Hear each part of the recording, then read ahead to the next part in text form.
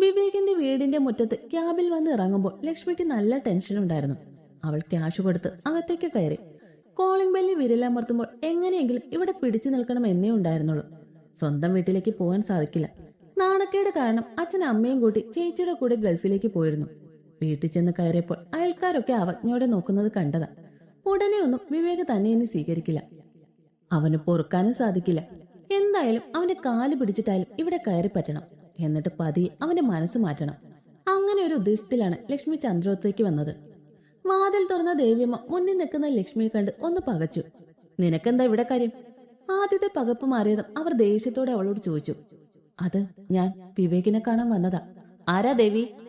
അവൾ മറുപടി പറഞ്ഞതും അകത്തു നിന്നും ചന്ദ്രശേഖരന്റെ സൗണ്ട് കേട്ടു. ചന്ദ്രേട്ട ഇങ്ങോട്ടൊന്ന് വന്നേ. ദേവിയമ്മ വിളിച്ചു പറഞ്ഞതും അയാൾ പുറത്തേക്ക് വന്നു. ലക്ഷ്മിയെ കണ്ട് അയാളും ആദ്യം ഒന്ന് പകച്ചെങ്കിലും അയാളുടെ മുഖത്ത് ദേഷ്യം ഇരച്ചു കയറി. ഇവളെന്താ ദേവി ഇവിടെ? അയാൾ ദേവിയമ്മയോടായി ചോദിച്ചു.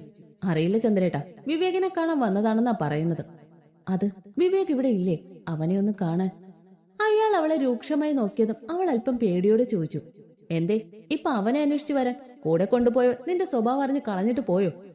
അയാൾ ഒരു പരിഹാസത്തോടെ ചോദിച്ചതും അവൾ ഒന്നും പറയാനാകാതെ തല കുനിച്ചു നിന്നു. അവനെ അന്വേഷിച്ച് ഇങ്ങോട്ട് വന്നത് എന്തിനാണാവോ? അത് ഞാൻ എന്റെ വീട്ടിൽ പോയിരുന്നു. അപ്പോഴാ അറിഞ്ഞത് അച്ഛനും അമ്മയും ചേച്ചിയുടെ കൂടെ പോയിരിക്കുവാണെന്ന്. ഓ, അപ്പൊ പോകാനിടമില്ല, അതാണ് ഇങ്ങോട്ട് കെട്ടിയെടുത്തത് അല്ലേ? അതിനവൾ മറുപടി ഒന്നും പറയാതെ നിന്നു.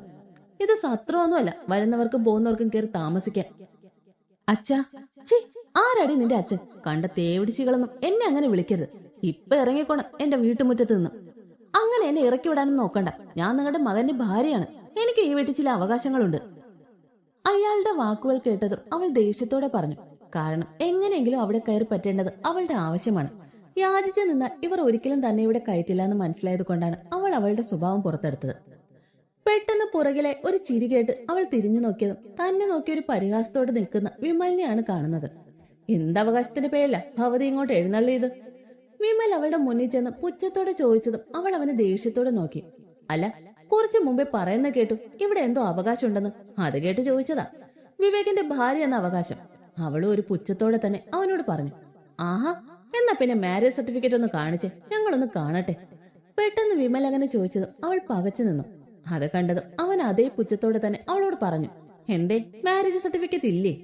അത് ഞാൻ കൊണ്ടുവന്നിട്ടില്ല. ഒന്ന് പകച്ചെങ്കിലും അവൾ തോൽക്കാൻ മനസ്സിലാതെ പറഞ്ഞു. അതിനവനൊന്ന് ചിരിച്ചുകൊണ്ട് പറഞ്ഞു. Okay, leave it. സർട്ടിഫിക്കറ്റ് ഇല്ലെങ്കിൽ പോട്ടെ. എന്റെ ചേട്ടൻ കെട്ടിയ താലി എവിടെ? വീണ്ടും അവൻ ചോദിച്ചതും അവൾ ഒന്നും മിണ്ടാതെ നിന്നതേ ഉള്ളൂ. എന്നാൽ ഞാൻ പറയാം, അങ്ങനെ ഒരു താലിയും ഇല്ല, സർട്ടിഫിക്കറ്റും ഇല്ല. ഇവിടെന്ന് പോയ നിങ്ങൾ അവിടെ ലീവിംഗ് റിലേഷനിലായിരുന്നു. നിന്റെ കണ്ണ് ഇവിടത്തെ സ്വത്തുക്കളിലായിരുന്നത് കൊണ്ട് മാക്സിമം അവനെ ഇവിടെ കയറ്റാൻ ശ്രമിച്ചു. പക്ഷെ അച്ഛൻ അമ്പിനും വില്ലിനും അടുക്കില്ലെന്ന് മനസ്സിലായ നീ വിവേകിനെ കൊണ്ട് സ്വത്തിന് വേണ്ടി കേസ് കൊടുക്കാൻ നിർബന്ധിച്ചു. അതിനുവേണ്ടി അവൻ ചെന്ന് കണ്ട വക്കീൽ അച്ഛന്റെ സുഹൃത്തായിരുന്നു. അതുവഴി അച്ഛൻ വിവരം അറിഞ്ഞു. നിങ്ങളുടെ ആ നീക്കത്തെ തടഞ്ഞുകൊണ്ട് അച്ഛൻ മുഴുവൻ സ്വത്തുക്കളും എനിക്ക് ഇഷ്ടദാനം എഴുതി. അവിടെ നിന്റെ കണക്കുകൂട്ടലുകൾ തെറ്റി. സ്വത്തും പണവും ഒന്നും ഇല്ലാത്ത വിവേകിനെ പിന്നെ നിനക്ക് വേണ്ടാതായി. അങ്ങനെ നീ അവനേക്കാളും കൊള്ളാവുന്ന കിരണിന്റെ കൂടെ പോയി. അവന്റെ കൂടെ അമേരിക്കയിൽ പോയി സുഖിച്ച് ജീവിക്കാനായി സ്വപ്നം കണ്ടു നടന്നു. എന്നാൽ നിന്നേക്കാളും തരികിടയായ അവൻ നിനക്ക് നല്ല പണിയും തന്നു മുങ്ങി. ഇപ്പൊ ജോലിയും പോയി കയറിക്കിടക്കാൻ ഇടവും ഇല്ലാതെ ആയപ്പോ ഇങ്ങോട്ട് എഴുന്നള്ളി. ശരിയല്ലേ? വിമൽ പറയുന്നതെല്ലാം ഒരു ഞെട്ടലോടെയാണ് അവർ കേട്ടു നിന്നത്. ലക്ഷ്മി വിവേകിനെ ചതിച്ചു എന്നേ അവർക്കറിയുമായിരുന്നുള്ളൂ. അവളുടെ മനസ്സിലിരിപ്പ് ഇതായിരുന്നു എന്ന് അവർക്കറിയില്ലായിരുന്നു. അവർ അവജ്ഞയോടെ അവളെ നോക്കി. ലക്ഷ്മി തല കുനിച്ച് നിന്നതേ ഉള്ളൂ. നീ ഇത്രയ്ക്ക് വിഷമാണെന്ന് അറിഞ്ഞില്ലായിരുന്നല്ലോടി. ഇറങ്ങടി എന്റെ വീട്ടിൽ നിന്നും. അന്ന് താലികെട്ടിന് മുന്നേ സത്യങ്ങൾ അറിഞ്ഞതുകൊണ്ട് ഞങ്ങൾ രക്ഷപ്പെട്ടു. ഇല്ലായിരുന്നെങ്കിൽ നീ കുടുംബം മുടിച്ചേനെ.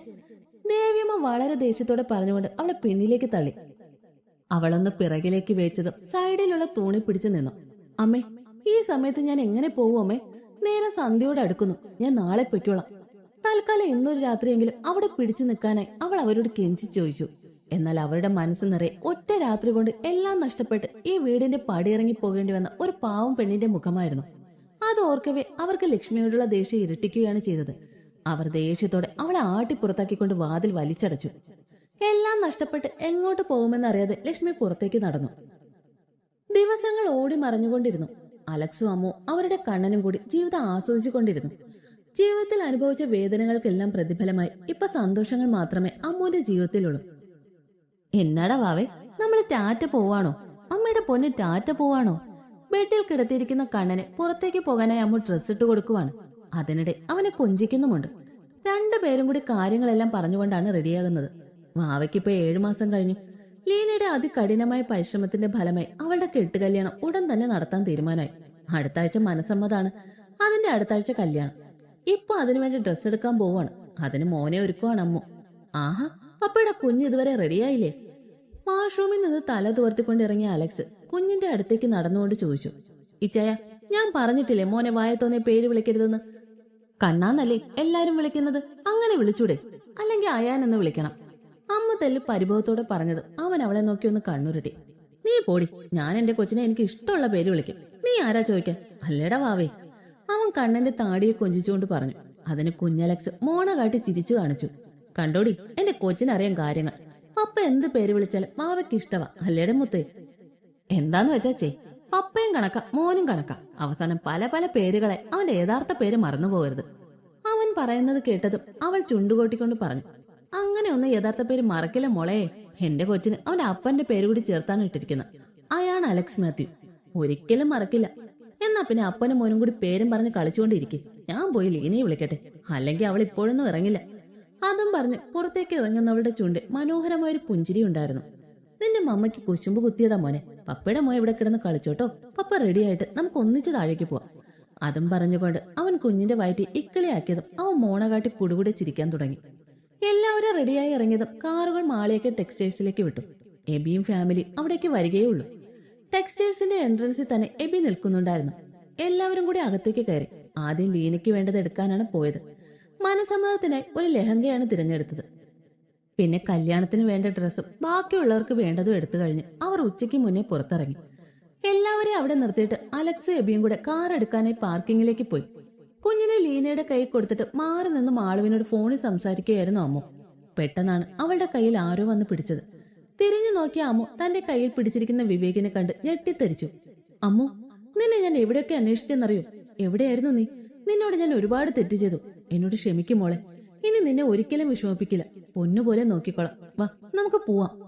അവൻ അവളുടെ ഇരു തോളിലുമായി പിടിച്ചുകൊണ്ട് പറഞ്ഞതും അവൾ ചലിക്കാൻ പോലും ആകാതെ വിറങ്ങലിച്ചു നിന്നു. അമ്മു ആകെ സ്തംഭിച്ചു നിൽക്കുകയായിരുന്നു. പെട്ടെന്ന് വിവേകിനെ മുന്നിൽ കണ്ടതും അവന്റെ തന്നോടുള്ള പെരുമാറ്റവും കണ്ട് അവൾ ആകെ പതറിപ്പോയിരുന്നു. പെട്ടെന്ന് തന്നെ അവൾ സ്വബോധം വീണ്ടെടുത്ത് അയാളുടെ കൈകൾ കുടഞ്ഞറിഞ്ഞു. ദേഷ്യത്തോടെ അവനൊന്ന് നോക്കിക്കൊണ്ട് അലക്സിന്റെ അടുത്തേക്ക് ഓടി. അമ്മു, നിൽക്ക്, ഞാനൊന്ന് പറഞ്ഞോട്ടെ. അവൻ അവളുടെ പിന്നാലെ വിളിച്ചു പറഞ്ഞുകൊണ്ട് വന്നപ്പോഴേക്കും അവൾ പാർക്കിംഗ് ഏരിയയിലേക്ക് ഓടിക്കയറിയിരുന്നു. പാർക്കിങ്ങിൽ നിന്ന് കാർ എടുത്ത് പുറത്തേക്ക് ഇറങ്ങിയപ്പോഴാണ് അമ്മ തന്റെ നേർക്ക് ഓടി വരുന്നത് അലക്സ് കാണുന്നത്. അവൻ പെട്ടെന്ന് തന്നെ ഡോർ തുറന്നിറങ്ങിയതും അമ്മ ഓടി വന്ന് അവനെ ഇറുകെ കെട്ടിപ്പിടിച്ചു. അവൾ നെഞ്ചിലേക്ക് വീണപ്പോ അവൻ പിന്നിലേക്കൊന്ന് വേച്ചെങ്കിലും ഒരു കൈ കൊണ്ട് അവളെ പിടിച്ച് മറു കൈ കാറിൽ ബാലൻസ് ചെയ്ത് അവൻ നിന്നു. എന്നാടാ, എന്നാ പറ്റി? എന്നത്തിനാ ഇങ്ങനെ ഓടിയേ? അവളെ ചേർത്ത് പിടിച്ചുകൊണ്ട് അവൻ പരിഭ്രാന്തിയോടെ ചോദിച്ചിട്ടും അവൾ ഒന്നും മിണ്ടാതെ അവനെ ഇറുകെ പുണർന്ന് നിന്നതേ ഉള്ളൂ. അപ്പോഴേക്കും പിന്നിലായി എബിയും ഇറങ്ങി വന്നു. എന്താടാ പ്രശ്നം? അറിയില്ലടാ. എബിയുടെ ചോദ്യത്തിന് മറുപടി പറഞ്ഞുകൊണ്ട് അലക്സ് അവളെ പിടിച്ച് നേരെ നിർത്തി. ഇച്ചായ. എന്താ വാവേ? അവൾ അവനെ നോക്കി നിറകണ്ണുകളോടെ വിളിച്ചതും അവൻ ടെൻഷനോടെ അവളോട് ചോദിച്ചു. ഇച്ചായ, അവിടെ അയാൾ. അവൻ ചോദിച്ചതും അതിന് മറുപടിയായി അവൾ പിന്നിലേക്ക് വിരൽ ചൂണ്ടി കാണിച്ചു. പാർക്കിങ്ങിലേക്ക് ഓടി വരുന്ന വിവേകിനെ കണ്ടതും അലക്സിന്റെ മുഖത്ത് ദേഷ്യം ഇരച്ചു കയറി. അവൻ അമ്മൂനെ ചേർത്ത് പിടിച്ചുകൊണ്ട് വിവേകിനടുത്തേക്ക് നടന്നു. അമ്മൂനെയും ചേർത്ത് പിടിച്ച് തന്റെ മുന്നിൽ വലിഞ്ഞു മുറുകിയ മുഖത്തോടെ നിൽക്കുന്ന ചെറുപ്പക്കാരനെ കണ്ടതും വിവേകിന്റെ നെറ്റി ചുളിഞ്ഞു. അവനൊരു സംശയത്തോടെ അമ്മൂനെ അലക്സിനെ മാറി മാറി നോക്കി. അളിയോ, വിവേക് മോനെ നിന്നെ മനസ്സിലായില്ലെന്ന് തോന്നുന്നു. പിന്നിൽ നിന്ന് എബി വിവേകിനെ നോക്കി ഒരു പരിഹാസത്തോടെ പറഞ്ഞതും അലക്സിന്റെ ചുണ്ടിൽ ഒരു പുച്ഛച്ചിരി വിരിഞ്ഞു. അമ്മു. അവരെ ഒന്ന് നോക്കിക്കൊണ്ട് അവൻ അലക്സിന്റെ നെഞ്ചിൽ മുഖം ചേർത്ത് വെച്ച് മൗനമായി കണ്ണുനീർ വാർക്കുന്ന അമ്മൂനെ വിളിച്ചു. ആ വിളി കേട്ടതും അവൾ ഒന്നുകൂടി അലക്സിന്റെ നെഞ്ചിലേക്ക് ഒതുങ്ങി. ഒന്നും മനസ്സിലാകാതെ വിവേക് അവരെ മാറി മാറി നോക്കി നിന്നു.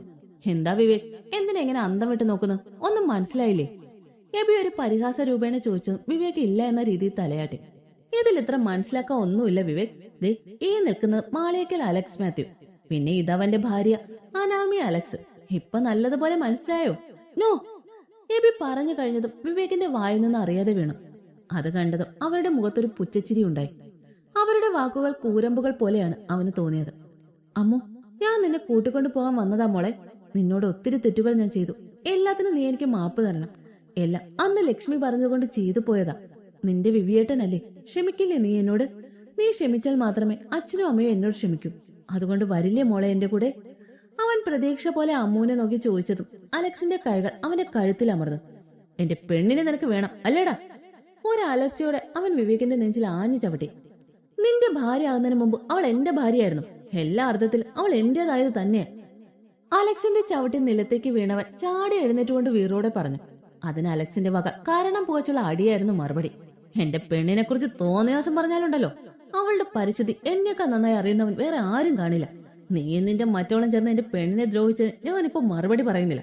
കാരണം നീ അന്ന് അങ്ങനെ ചെയ്തത് കൊണ്ടാണല്ലോ എന്റെ അമ്മൂനെ എനിക്ക് കിട്ടിയത്. അതിനെനിക്ക് നിന്നോട് ഒരുപാട് നന്ദിയുണ്ട്.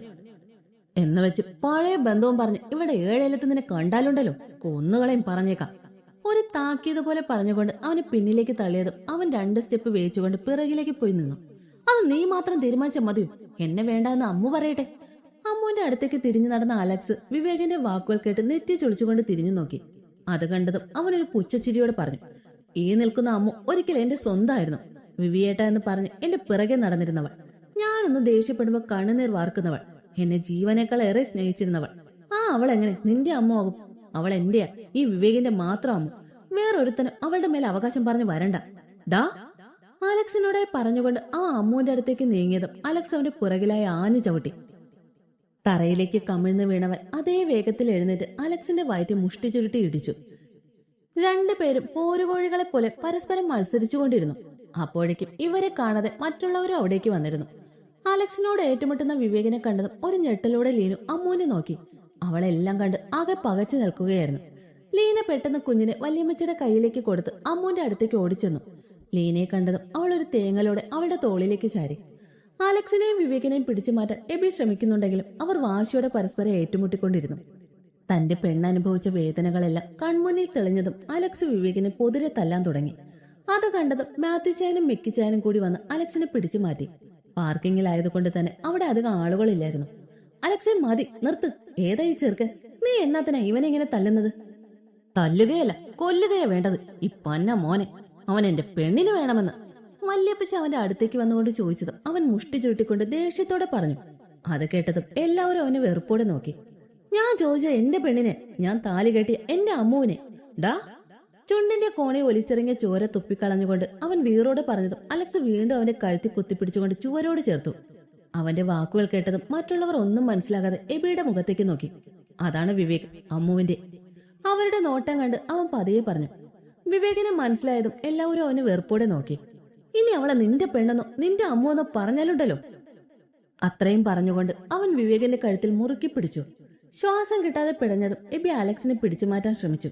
മാറി നിക്കടാ, ഈ പന്ന മോനെ ഞാനിന്ന് കൊല്ലും. തന്നെ പിടിച്ചു മാറ്റാൻ ശ്രമിച്ച എബിയോടായി അവൻ അലറി. ഇനിയും ഇങ്ങനെ തുടർന്നാൽ കാര്യങ്ങൾ കൈവിട്ടു പോകുമെന്ന് മനസ്സിലായതും അമ്മ അവരുടെ അടുത്തേക്ക് ചെന്നു. നിർത്തിച്ചായ. വിവേകിന്റെ കഴുത്തിൽ അമർത്തി പിടിച്ചുകൊണ്ട് നിന്ന അലക്സ് അമ്മുവിന്റെ ശബ്ദം കേട്ടത് കൈകൾ പിൻവലിച്ചുകൊണ്ട് തിരിഞ്ഞു നോക്കി. ഇതേ സമയം അലക്സിന്റെ കൈപ്പിടിയിൽ നിന്ന് രക്ഷപ്പെട്ട വിവേക് താഴേക്കിരുന്ന് ആഞ്ഞു ശ്വാസം എടുത്തുകൊണ്ടിരുന്നു. വേണ്ട ചായ, വേണ്ട, എനിക്കിതൊന്നും കാണാൻ വയ്യ. മതി, വാ പോവാം. അവൾ അവന്റെ കൈ മുറുകെ പിടിച്ച് കരഞ്ഞുകൊണ്ട് പറഞ്ഞു. കരയില്ലേ അമ്മു, വാ പോവാ. അവൻ അവളെ ചേർത്ത് പിടിച്ച് ആശ്വസിപ്പിച്ചുകൊണ്ട് വിവേകിനെ ദേഷ്യത്തോടെ ഒന്ന് നോക്കി. ശേഷം അവളെയും ചേർത്ത് പിടിച്ചുകൊണ്ട് തിരിഞ്ഞു നടന്ന് പിന്നെ നിന്ന് വിവേകിന്റെ വിളി കേട്ടു. അമ്മു, നിനക്ക് എന്നോടുള്ള സ്നേഹം ഇത്ര പെട്ടെന്ന് പോയോ അമ്മു? നിന്റെ കഴുത്തി താലി കെട്ടിയ നിന്റെ ആദ്യ പ്രണയമല്ലേ അമ്മു ഞാൻ? അത് നിനക്ക് ഇത്ര പെട്ടെന്ന് മറക്കാൻ കഴിഞ്ഞു? ലോകത്ത് ഒരു മനുഷ്യനും തന്റെ ആദ്യ പ്രണയത്തെ മറക്കാൻ കഴിയില്ല. വിവേകിന്റെ വിളി കേട്ട് അവർ തിരിഞ്ഞു നോക്കിയതും അവൻ അവളോട് ദയനീയമായി പറഞ്ഞു. അവൻ എങ്ങനെയെങ്കിലും അവളെ തിരികെ കൊണ്ടുപോകണമെന്നേ ഉണ്ടായിരുന്നുള്ളൂ. കാരണം അവൾ ക്ഷമിച്ചാൽ മാത്രമേ ഇനി അവനൊരു നിലനിൽപ്പുള്ളൂ. കൂടാതെ നഷ്ടപ്പെട്ട ജീവിതം അവളിലൂടെ തിരികെ പിടിക്കാനും അവൻ ആഗ്രഹിച്ചു. അവന്റെ വാക്കുകൾ കേട്ടതും അവൾ ചെറിയൊരു പുഞ്ചിരിയോടെ അവനെ നോക്കി. എന്നിട്ട് അവനോടായി പറഞ്ഞു. നിങ്ങൾ പറഞ്ഞാൽ ശരിയാണ്. ഒരിക്കൽ എന്റെ കഴുത്തിൽ താലി കെട്ടിയവനാണ് നിങ്ങൾ. അതുകൊണ്ട് തന്നെ ആ താലി കഴുത്തിൽ വീണ നിമിഷം മുതൽ നിങ്ങളെ സ്നേഹിക്കാനേ ശ്രമിച്ചിട്ടുള്ളൂ. പക്ഷെ നിങ്ങൾ ചെയ്തതോ? നിങ്ങളുടെ സ്വാർത്ഥതയ്ക്ക് വേണ്ടി എന്റെ ജീവിതം നശിപ്പിച്ചു. നിങ്ങൾക്ക് ആരുടെയും കുറ്റപ്പെടുത്തലുകൾ കേൾക്കാതെ സുഖമായിട്ട് ജീവിക്കാൻ വേണ്ടി എന്റെ ജീവിതവും സന്തോഷവും സ്വപ്നങ്ങളും ഒക്കെ തകർത്തു കളഞ്ഞു. മറ്റുള്ളവരുടെ മുന്നിൽ എന്നെ ഒരു പിഴച്ചവളാക്കി നിർത്തിയപ്പോൾ അല്പം പോലും കുറ്റബോധം തനിക്ക് തോന്നിയിരുന്നു? ഉണ്ടാവില്ല എന്നറിയാം. ചതിക്കാനാണെന്ന് അറിഞ്ഞുകൊണ്ടല്ലേ നീ എന്റെ കഴുത്തിൽ താലി കെട്ടിയത്? എന്റെ ജീവിതം നീ മനഃപൂർവ്വം നശിപ്പിക്കുമ്പോൾ നീ ഓർത്തോ നീ ഒരു സ്ത്രീയുടെ വയറ്റിൽ നിന്നാണ് ജന്മം എടുത്തതെന്ന്? നിന്റെ അമ്മയും ഒരു സ്ത്രീയാണെന്ന്? അന്ന് ആ രാത്രി എന്റെ പ്രിയപ്പെട്ടവരുടെ മുന്നിൽ പോലും എന്നെ കുറ്റക്കാരിയാക്കി അവരെ കൊണ്ട് തന്നെ എന്നെ ഇറക്കി വിടിച്ചില്ലേ? അന്ന് ഞാൻ നിന്നോടൊരു കാര്യം പറഞ്ഞിരുന്നു. എല്ലാം നഷ്ടപ്പെട്ട് ഞാൻ അനുഭവിച്ച വേദനകളെല്ലാം അനുഭവിച്ച് നീ എന്റെ മുന്നിൽ തന്നെ വന്ന് നിൽക്കുമെന്ന്. ഇപ്പൊ കണ്ടില്ലേ എല്ലാം തകർന്ന് നീ ഇങ്ങനെ എന്റെ മുന്നിൽ വന്ന് നിൽക്കുന്നത്. പിന്നെ ഒരു കാര്യത്തിൽ എനിക്ക് നിന്നോട് നന്ദിയുണ്ട്. 6 മാസം ആ വീട്ടിൽ കഴിഞ്ഞിട്ട് നീ എന്റെ പരിശുദ്ധി നഷ്ടപ്പെടുത്തിയില്ല. അതിൽ ഒരുപാട് നന്ദിയുണ്ട്. അതുകൊണ്ടാണ് എന്റെ ഇച്ഛാന്റെ സ്നേഹത്തെ എനിക്ക് പൂർണ്ണ മനസ്സോടെ സ്വീകരിക്കാൻ സാധിച്ചത്. പിന്നെ ഇപ്പൊ നീ വന്നത് എന്നോടുള്ള ആത്മാർത്ഥ പ്രണയം കൊണ്ടല്ലെന്ന് എനിക്കറിയാം. ഞാൻ ക്ഷമിച്ചാൽ മാത്രമേ നിനക്ക് നിന്റെ വീട്ടിൽ കയറാനെങ്കിൽ സാധിക്കൂ. അതുകൊണ്ടല്ലേ എന്റെ മുന്നിൽ ഇങ്ങനെ പട്ടിയെ പോലെ വന്നതെന്ന് യാചിക്കുന്നത്. പിന്നെ താൻ ചെയ്തൊക്കെ ക്ഷമിച്ച് തനിക്ക് മാപ്പ് തരാൻ ഞാൻ സർവ്വസഹായ സീതാദേവിയൊന്നുമല്ല. അതുകൊണ്ട് ഇനി ഇതുപോലെ നിന്നെ എന്റെ മുന്നിൽ കണ്ടുപോകരുത്. നിന്നെ കാണുന്ന പോലെ എനിക്ക് അറപ്പാണ്. അതുകൊണ്ട് ഇനി മേലിൽ എന്റെ മുന്നിൽ തന്നെ കണ്ടുപോകരുത്. ആ പിന്നെ ഒരു കാര്യം കൂടി. അവനോട് അത്രയും പറഞ്ഞുകൊണ്ട് തിരിഞ്ഞ അമ്മു എന്തോ ആലോചിച്ചുകൊണ്ട് വീണ്ടും അവന്റെ നേർക്ക് തിരിഞ്ഞു. നീ പറഞ്ഞില്ലേ ലോകത്തൊരു മനുഷ്യനും തന്റെ ആദ്യ പ്രണയത്തെ മറക്കാൻ കഴിയില്ല എന്ന്. അത് ശരിയാണ്. ലോകത്തൊരാൾക്കും അത് കഴിയില്ല. എത്ര നാള് കഴിഞ്ഞാലും അത് മനസ്സിന്റെ ഒരു കോണിൽ തന്നെ ഉണ്ടാകും. അവനെ നോക്കി അവൾ പറഞ്ഞതും അവൻ പ്രതീക്ഷയോടെ അവളെ നോക്കി നിന്നു. എന്റെ ആദ്യ പ്രണയം ഒരിക്കലും നീയല്ല വിവേക്. എന്റെ ആദ്യ പ്രണയത്തിൽ തന്നെയാ എന്റെ പാതിയെ എനിക്ക് കിട്ടിയത്. എന്റെ ഇച്ഛായ സാഹചര്യങ്ങൾ കൊണ്ട് അന്ന് ഞങ്ങൾക്ക് ഒന്നിക്കാൻ സാധിച്ചില്ല. എങ്കിലും ഇപ്പോൾ ഞങ്ങൾ ഒരുപാട് സന്തോഷത്തില്ല. ആഗ്രഹിച്ച ജീവിതം തന്നെ ഞങ്ങൾക്ക് കിട്ടിയത്. അവിടെ ഒരു തടസ്സമായി ഇനി നീ വരരുത്. തന്നെ പ്രതീക്ഷയോടെ നോക്കി നിൽക്കുന്നവന്റെ മുഖത്ത് നോക്കി അത്രയും പറഞ്ഞുകൊണ്ട് അവൾ അലക്സിന്റെ അടുത്തേക്ക് ചെന്നു. വിവേകിനെ ഒന്ന് തറപ്പിച്ച് നോക്കിക്കൊണ്ട് അലക്സ് വല്യമ്മച്ചിയുടെ കയ്യിലിരുന്ന കുഞ്ഞിനെ വാങ്ങി അമ്മുവിനെ ചേർത്ത് പിടിച്ച് നടന്നു. അവരുടെ പിന്നിലായി ബാക്കിയുള്ളവർ അവനെ പുച്ഛത്തോടെ നോക്കിക്കൊണ്ട് നടന്നുപോയി. എല്ലാവരും പോയതും അവൻ തളർച്ചയോടെ ആ ഫ്ലോറിലേക്കിരുന്നു. താൻ ചെയ്ത തെറ്റ് എത്ര വലുതാണെന്ന് ആ നിമിഷമാണ് അവന് ബോധ്യമായത്. അവൻ കുറ്റബോധത്തോടെ അവർ പോയ വഴിയെ നോക്കിയിരുന്നു. ദിവസങ്ങൾ കഴിഞ്ഞു പോയിക്കൊണ്ടിരുന്നു. ഇന്നാണ് നമ്മുടെ ലീന കൊച്ചിന്റെ എബിമോന്റെയും മിന്നുകെട്ട്. രാവിലെ തന്നെ എല്ലാവരും ഒരുങ്ങിക്കെട്ടി പള്ളിയിലേക്ക് പോയിട്ടുണ്ട്. ഡാ കോപ്പേ, ഇന്ന് എന്റെ മിന്നുകെട്ടാണ്, അല്ലാതെ നിന്റെ അല്ല. അമ്മുവിനെയും കണ്ണനെയും ചേർത്ത് പിടിച്ച് ഫോട്ടോയ്ക്ക് പോസ് ചെയ്യുന്നതിനിടയിലാണ് എബി ചീത്ത പറഞ്ഞുകൊണ്ട് വരുന്നത് അലക്സ് കാണുന്നത്. കല്യാണം നിന്റെ ആണെങ്കിലും സെന്റർ ഓഫ് അട്രാക്ഷൻ ഞങ്ങളാ, അല്ലേടി അമ്മൂസേ. അവനൊരു പുഞ്ചിരിയോടെ പറഞ്ഞത് എബി അവിടെ നടുക്ക് കയറി നിന്നുകൊണ്ട് പറഞ്ഞു. ആ ചേട്ടാ, ഇനി അടിപൊളി ഒരു പിക്ക് എടുത്തേ. അയ്യോ എടുക്കല്ലേ, ഞാനും ഉണ്ട്. എബി പറഞ്ഞു കഴിഞ്ഞതും ലീന ഗൗണും താങ്ങിപ്പിടിച്ച് എവിടെ നിന്നോ അലച്ചു കൂവിക്കൊണ്ട് വന്ന് എബിയുടെ അടുത്ത് നിന്നു. എടിയേ, ഇന്ന് നിന്റെ കല്യാണാണ്, അതിന്റെ ഒരു അടക്കോ ഒതുക്കൊക്കെ ആവാം. ലീന വന്ന് അടുത്ത് നിന്നതും എബി അവളുടെ ചെവിയോട് ചേർത്ത് പറഞ്ഞു. താൻ പോടോ, കല്യാണാണെന്ന് വെച്ച് എനിക്ക് എന്റെ സ്വഭാവം മാറ്റാനൊന്നും പറ്റില്ല. താൻ വേണേ കെട്ടിയാ മതി. അവൾ അവനെ നോക്കി പുച്ഛത്തോടെ പറഞ്ഞുകൊണ്ട് ക്യാമറയെ നോക്കി ചിരിച്ചു. എവിടെ, ഇത് എന്നെയും കൊണ്ടേ പോവും. അവൻ അതും മനസ്സിൽ പറഞ്ഞുകൊണ്ട് നേരെ നോക്കി നിന്നു. പെർഫെക്റ്റ്. എല്ലാവരും നിന്നതും ഫോട്ടോഗ്രാഫർ ക്ലിക്ക് ചെയ്തു. അപ്പോഴേക്കും മിന്നുകെട്ടിന് സമയമായെന്ന് പറഞ്ഞുകൊണ്ട് ലീനയെ എബിയും വിളിച്ചു. എല്ലാവരും കൂടി അൾത്താരയ്ക്ക് മുന്നിലായി അവരെ കൊണ്ട് നിർത്തി. ഫാദർ എടുത്തുകൊടുത്ത മിന്ന് എബി ലീനയുടെ കഴുത്തിലേക്ക് ചാർത്തി. ശേഷം മന്ത്രകോടി നെറുകയിൽ വെച്ചുകൊണ്ട് അവളുടെ കവിളി ചുണ്ടുകൾ ചേർത്തു. അത് കണ്ടതും എല്ലാവരുടെയും മുഖവും വിടർന്നു. ലീന നാണത്തോടെ മുഖം കുനിച്ചു നിന്നു. വിവാഹം കഴിഞ്ഞ് ഫോട്ടോഷൂട്ടും ഫുഡും കഴിഞ്ഞ് പെണ്ണും ചെറുക്കനും ഇറങ്ങാനായി നിന്നു. അതുവരെ ചിരിച്ചുകൊണ്ട് നിന്ന ലീനയുടെ മുഖം പെട്ടെന്ന് വാടി. അവൾ പതിയെ എല്ലാവരോടും യാത്ര പറഞ്ഞു. ഒടുവിലായി അലക്സിന്റെ അമ്മുവിന്റെ അടുത്തേക്ക് വന്നു. അലക്സ് അവളെ ചേർത്ത് പിടിച്ചതും അവൾ ഒരു തേങ്ങലോടെ അവന്റെ നെഞ്ചിലേക്ക് മുഖമർത്തി. അയ്യേ, ഇച്ചെന്റെ കൊച്ചു കരയുവാണോ? ദേ, ഇത് കണ്ടിട്ട് വേണം ലവ നിന്നെ ഇന്ന് കളിയാക്കി കൊല്ലാൻ. അവൻ അവളെ ചേർത്ത് പിടിച്ച് ആശ്വസിച്ചുകൊണ്ട് പറഞ്ഞു. അവന്റെ കണ്ണുകളും നിറഞ്ഞത് കണ്ട് അമ്മ അവന്റെ തോളിൽ കൈയമർത്തി. അവളെ ഒന്ന് നോക്കിക്കൊണ്ട് അവൻ കണ്ണുകൾ ചിമ്മി കാണിച്ചു. ലീന അമ്മുവിന്റെ അടുത്തേക്ക് വന്ന് അവളെ കെട്ടിപ്പിടിച്ചു. ഓവറാക്കി ചളമാക്കാതടി, പോടി, ഇത് ഒറിജിനലാ. തന്റെ തോളെ മുഖാമർത്തി കരയുന്ന ലീനയോട് അമ്മു പറഞ്ഞതും അവൾ അമ്മുവിന്റെ കയ്യിൽ ഒരു പിച്ചു കൊടുത്തുകൊണ്ട് പറഞ്ഞു. അമ്മു അവളുടെ കവളെ അമർത്തി ഉമ്മ വെച്ചു. രണ്ടുപേരുടെയും കണ്ണുകൾ നിറഞ്ഞിട്ടുണ്ടായിരുന്നു. ഇനിയും ഇങ്ങനെ പോയാൽ പോക്ക് നടക്കില്ല എന്ന് മനസ്സിലായതും എബി വന്ന് അവളെ പൊക്കിയെടുത്ത് കാറിക്കൊണ്ടിരുത്തി. എല്ലാവരെയും നോക്കി കൈവീശി കാണിച്ചുകൊണ്ട് ലീന സീറ്റിലേക്ക് ചാരിയിരുന്ന് കണ്ണുനീർ വാർത്തു. അപ്പോഴേക്ക് എബി അവളെ ചേർത്ത് പിടിച്ചു. രാത്രിയിൽ അമ്മ റൂമിലേക്ക് ചെല്ലുമ്പോൾ അലക്സ് കണ്ണനെ തോളയിട്ട് ഉറക്കുകയായിരുന്നു. അവരെ ഒന്ന് നോക്കിക്കൊണ്ട് അവൾ ഫ്രഷ് ആകാനായി വാഷ്റൂമിലേക്ക് പോയി. തിരികെ വന്നതും അലക്സ് കുഞ്ഞിനെ ബേബി ബെഡിലേക്ക് കിടത്തിക്കൊണ്ട് കട്ടിലേക്ക് കിടന്നു. ഒരു ചിരിയോടെ അവൾ വന്ന് കുഞ്ഞിന്റെ നെറുകയിൽ ഒരു ഉമ്മ കൊടുത്തുകൊണ്ട് അലക്സിന്റെ അടുത്തേക്ക് ഇരുന്നു. എന്താ ഇച്ചായ, വിഷമം മാറിയില്ലേ? മാറിയോ എന്ന് ചോദിച്ചാൽ ഇല്ല. എബിയുടെ അടുത്ത് അവൾ സുരക്ഷിതയായിരിക്കുമെങ്കിലും ഇപ്പോഴും അവൾക്ക് പക്വത വന്നിട്ടില്ല. അതാ ഒരു ടെൻഷൻ. എന്താ ഇച്ചായ, അവളെ അറിയാത്തവരൊന്നും അല്ലല്ലോ അവിടെ ഉള്ളത്. അതൊക്കെ ശരിയാവും, എല്ലാം എബിച്ചായ നോക്കിക്കൊള്ളും. അവൾ അവന്റെ കവളിൽ കൈ ചേർത്ത് വെച്ചുകൊണ്ട് പറഞ്ഞതും അവൻ അവളെ പിടിച്ച് നെഞ്ചിലേക്കിട്ടു. ഇച്ചായ, അവൾ ഒരു കുറുകലോടെ വിളിച്ചതും അവൻ അവളുടെ ചുണ്ടിനു കുറുകെ ചൂണ്ടുവിരൽ വെച്ചു. കല്യാണത്തിന് തിരക്കാണെന്നും പറഞ്ഞു കുറെ ദിവസമായി ഞാൻ പട്ടിണിയാണ്, എന്നെങ്കിലും എന്നെ ഒന്ന് പരിഗണിക്കണം. അവനൊരു കുസൃതി ചിരിയോടെ പറഞ്ഞു. അയ്യടാ പോയ അവിടുന്ന്, എനിക്ക് ഉറക്കം വരുന്നു. കുറെ ദിവസമായിട്ടുള്ള അലച്ചിലല്ലായിരുന്നോ? പിന്നെ നിന്നെ ഇപ്പൊ ഞാൻ ഉറക്കിത്തരാം. അവൾ അവനെ തള്ളി മാറ്റിക്കൊണ്ട് പറഞ്ഞതും അവൻ അവളുടെ ചെവിയുടെ പിന്നിലെ ഉമ്മ വെച്ചുകൊണ്ട് പതിയെ പറഞ്ഞു. അവളൊരു വിറയലോടെ അവനെ ചുറ്റിപ്പിടിച്ചു. അവളെയും കൊണ്ട് അവൻ പതിയെ കോട്ടിലേക്ക് ചാഞ്ഞു. ശേഷം അവളുടെ ദേഹത്തേക്ക് അമർന്നുകൊണ്ട് മൃദുലമായ അവളുടെ ചുണ്ടുകളിലേക്ക് അവന്റെ ചുണ്ടുകൾ ചേർത്തുകൊണ്ട് അവളുടെ അരക്കെട്ടിൽ അമർത്തിപ്പിടിച്ചു. ഒന്ന് ഏങ്ങിക്കൊണ്ട് അവൾ അവന്റെ തലമുടി കോർത്തു വലിച്ചു. പരസ്പരം കെട്ടിപ്പുണർന്നുകൊണ്ട് അവർ ചുംബിച്ചുകൊണ്ടിരുന്നു. ചുംബനത്തിന്റെ തീവ്രത വർദ്ധിക്കുന്നതിനനുസരിച്ച് രണ്ടുപേരുടെയും ശരീരം ചൂട് പിടിക്കാൻ തുടങ്ങി. അവന്റെ കരങ്ങളാൽ വസ്ത്രങ്ങൾ അഴിഞ്ഞു മാറുമ്പോൾ അവൾ അവനിലേക്ക് തന്നെ ഒതുങ്ങി. അവളിലേക്ക് ആഴ്ന്നിറങ്ങുമ്പോൾ അവന്റെ കരങ്ങൾ അവളുടെ അരക്കെട്ടിൽ അമർത്തിപ്പിടിച്ചിരുന്നു. ദീർഘനേരത്തെ ശ്വാസനിശ്വാസങ്ങൾക്കൊടുവിൽ വിയർത്തൊഴുകി ഒരു കിതപ്പോടെ അവൻ അവളിൽ നിന്നും അടർന്നു മാറി. കിതപ്പടക്കാൻ പാടുപെടുന്നവളെ വലിച്ചു നെഞ്ചോട് ചേർത്തുകൊണ്ട് കാൽക്കീഴിലായി കിടന്ന ബ്ലാങ്കറ്റ് എടുത്ത് രണ്ടുപേരുടെയും ദേഹത്തേക്ക് ഇട്ടുകൊണ്ട് അവളോടായി പറഞ്ഞു, ഇനി എന്റെ കൊച്ചുറങ്ങിക്കോ. അവൻ പറഞ്ഞത് കേട്ടത് അവൾ ഒരു പുഞ്ചിരിയോടെ അവനെ ഇറുകെ കെട്ടിപ്പിടിച്ചു കിടന്നു. ഇതേ സമയം വിയർത്തൊലിച്ച് എബിയുടെ നെഞ്ചി മുഖാമർത്തി കിടക്കുകയായിരുന്നു ലീന. ലീന കൊച്ചേ, വേദനിച്ചോ? അവൻ ചോദിച്ചതും അവൾ അവന്റെ മുഖത്തേക്ക് നോക്കി പതിയെ തലയാട്ടി. പിന്നെന്തിനാ ഇങ്ങനെ നിലവിളിച്ചത്? ചുണ്ടിന്റെ കോണി ഒളിപ്പിച്ച ചിരിയുമായി അവൻ ചോദിച്ചതും അവൾ അവന്റെ നെഞ്ചിൽ അമർത്തി കടിച്ചു. ആ തി പട്ടിക്കുട്ടി, നിന്നെ ഞാൻ. അവൻ അതും പറഞ്ഞുകൊണ്ട് അവളിലേക്ക് അമർന്നതും അവൾ ഒരു പൊട്ടിച്ചിരിയോടെ അവനെ ചേർത്ത് പിടിച്ചു. 2 വർഷങ്ങൾക്ക് ശേഷം. എല്ലാം പാക്ക് ചെയ്തോ അമ്മു? അല്പം വീർത്തുന്തിയ വയറ് താങ്ങി മുറിയിലേക്ക് വന്ന ലീന അമ്മുവിനോട് ചോദിച്ചു. ലീനയ്ക്കിത് 6ാം മാസമാണ്. അതിന്റെ അസ്വസ്ഥതകളൊക്കെ ഉണ്ട്. ആടാ കഴിഞ്ഞു. അവരൊക്കെ എവിടെ? അലക്സിച്ചാനും എബിച്ചാനും കണ്ണനും കൂടി എന്തോ വാങ്ങാമെന്ന് പറഞ്ഞ് പുറത്തേക്ക് പോയി. നീ റെഡിയായിട്ട് താഴേക്ക് വാ. വല്യമ്മച്ചയൊക്കെ നിന്നെ അന്വേഷിച്ചു. നീ ചെല്ല്, ഞാനിപ്പോ വരാം. അതും പറഞ്ഞുകൊണ്ട് അവൾ വാഷ്റൂമിലേക്ക് കയറി. ലീന പതിയെ താഴേക്കിറങ്ങി. ഇന്ന് അലക്സും അമ്മുവും കണ്ണനും അമേരിക്കയിലേക്ക് പോവുകയാണ്. അവിടെ അവൻ വർക്ക് ചെയ്ത ഹോസ്പിറ്റലിൽ നിന്നും അവന്റെ പ്രൊഫസർ ഒരു കേസ് അറ്റൻഡ് ചെയ്യാൻ വിളിച്ചു. അമ്മുവും കുഞ്ഞും ഇല്ലാതെ പോകില്ലെന്ന് ഉറപ്പായതുകൊണ്ട് അവരെയും കൊണ്ടുപോകാൻ തീരുമാനിച്ചു. അതിന്റെ യാത്രയ്ക്ക് ഒരുങ്ങുകയാണ് അവരിപ്പോൾ. മാളേക്കൽ ഹോസ്പിറ്റൽ എബിയെ ഏൽപ്പിച്ചിട്ടാണ് അലക്സ് പോകുന്നത്. ഈ 2 വർഷത്തിനിടെ വലിയ മാറ്റങ്ങളൊന്നും അവർക്ക് സംഭവിച്ചില്ല. അമ്മുവിന്റെ വീട്ടുകാരോട് ക്ഷമിക്കാൻ അവൾ ഇതുവരെയും തയ്യാറായിട്ടില്ല.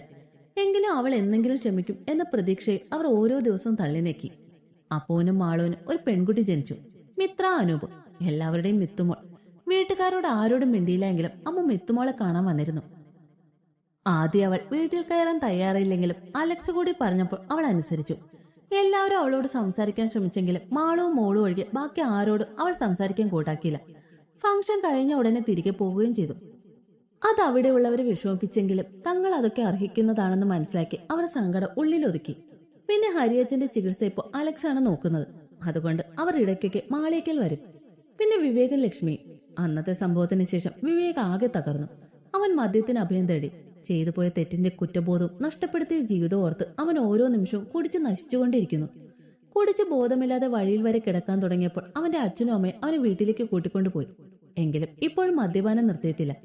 ഏതെങ്കിലും പാവപ്പെട്ട വീട്ടിലെ പെൺകുട്ടിയെ കൊണ്ട് അവന്റെ വിവാഹം നടത്താൻ തീരുമാനിച്ചെങ്കിലും അവൻ അതിന് തയ്യാറായില്ല. പിന്നെ ലക്ഷ്മി. അവളുടെ വീട്ടുകാർ അവളെ പൂർണ്ണമായി ഒഴിവാക്കി.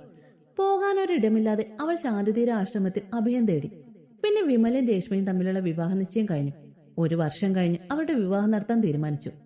അമ്മ റെഡിയായി താഴേക്ക് വന്നപ്പോഴാണ് പുറത്തേക്ക് പോയവർ തിരികെ എത്തിയത്. അലക്സും കണ്ണനും റെഡിയായാണ് പോയത്.